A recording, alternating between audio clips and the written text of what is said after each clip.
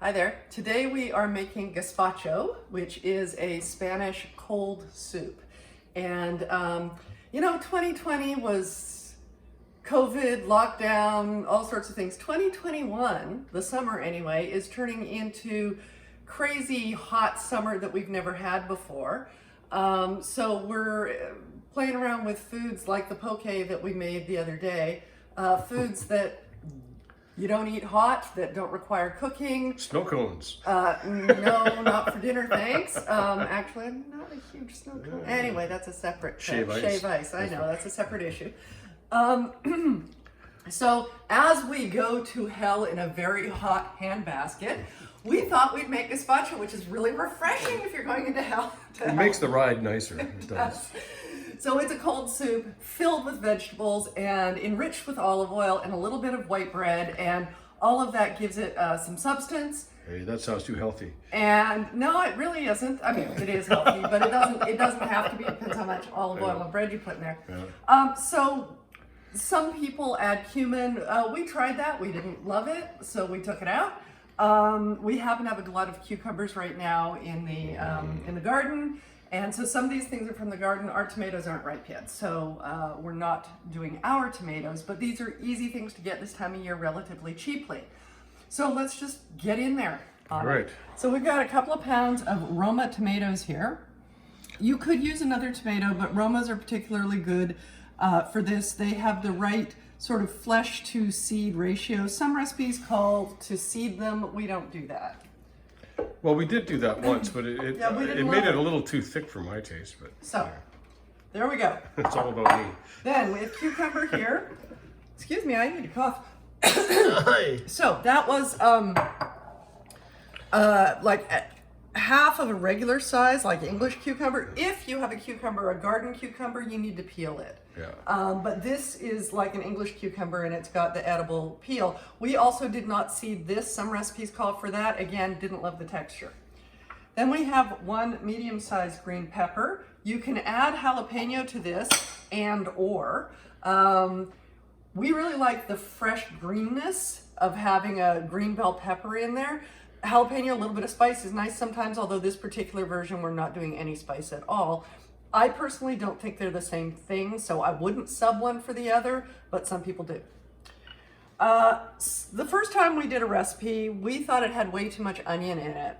So what we're using here is one medium-sized shallot. So it's not a huge amount of onion because, of course, you're not cooking it. This is raw. Then we have one large clove of garlic that's just been peeled. Only one? Yes, but it's large.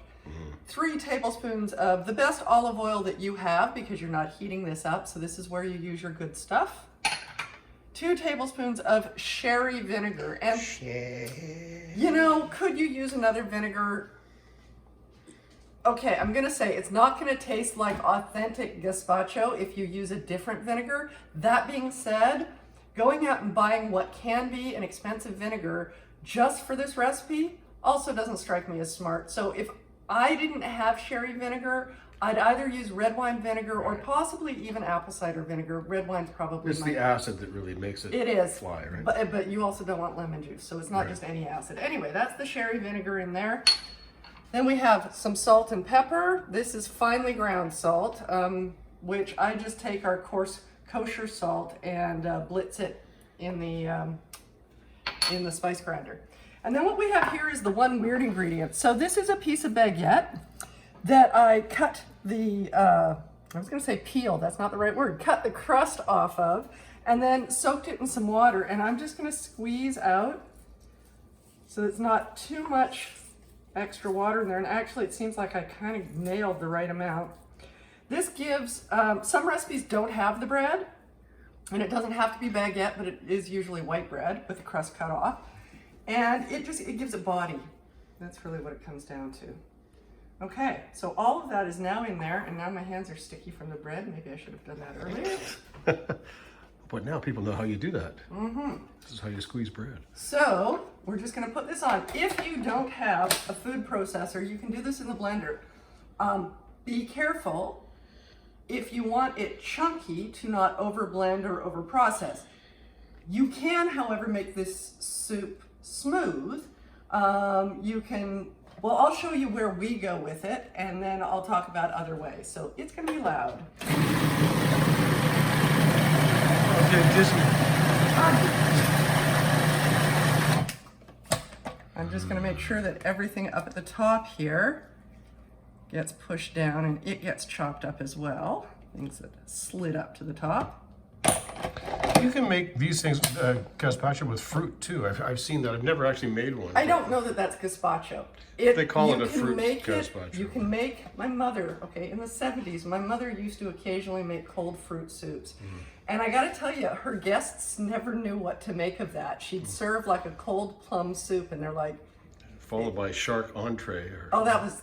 Yeah, she didn't usually serve the shark to steamed guests. shark and fruit soup. That being said, so is it soup and it's at the beginning, like they were eating it at the beginning of the meal, so that kind of made it soup, but it tasted more like dessert, and I think people were confused. There probably are places in the world where that's a regular thing. I'm sorry I mentioned it. Yeah, you brought up some really tragic, not tragic. Tell me more about the relationship with your mother, yeah? Cold fruit soup, we don't go there. Oh, looks like it's doing its thing.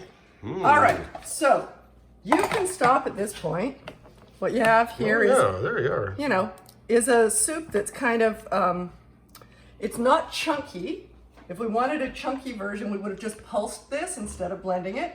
So that, but it is, bitty is the word I'm going to go with here. Bitty, oh. It's a soup, lots of moisture in there, but it's bitty. If you want to go beyond this, what you can do, and we're not going to because we like it like this. What you can do is blend it a little bit more and then push it through a sieve, a very fine sieve, if you have a big enough one.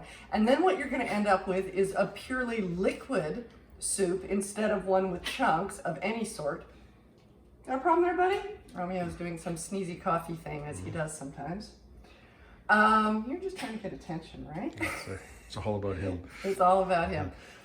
So you can push it through a sieve, and then what you'll have is a perfectly smooth, velvety soup that is a little more highfalutin, if you want to go classy, right?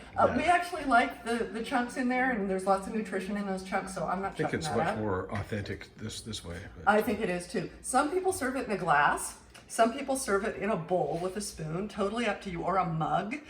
Depends how you like to serve it.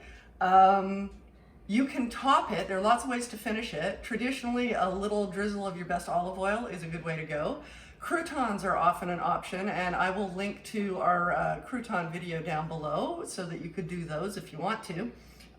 You could just toast up the crusts that you used or that you took off and flavor them and chop them into smaller chunks. Crafty. Then you use everything, which is always a good thing. You could top it with cubed avocado, a little bit of pesto. I mean, herbs, whether it's basil, parsley, whatever. So there are lots of ways to go with this. You don't need to cook. Lots of veggies, tastes good, is good for you, inexpensive. I know, it's my mantra all the time, isn't it? But that's what I'm trying to do with this series. So if you like what you see, first of all, try the gazpacho, it's awesome. But also, like the video in YouTube, please, and make a comment, because your likes and your comments are exactly what allows other people to find these videos, and maybe it'll help them too. See you later.